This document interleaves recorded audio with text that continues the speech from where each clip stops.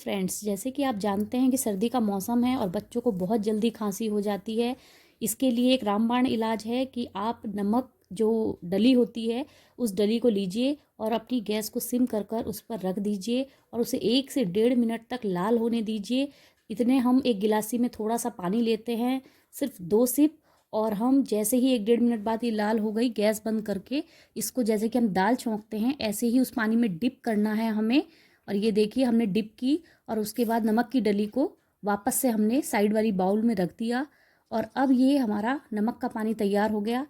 अब इस नमक के पानी को हमें 3 दिन तक दिन में 3 बार देना है, जिससे खांसी एकदम ठीक हो जाएगी। और हाँ फ्रेंड्स, इस बची हुई डली को हम 2 से 3 बार और इस्तेमाल कर सकते हैं।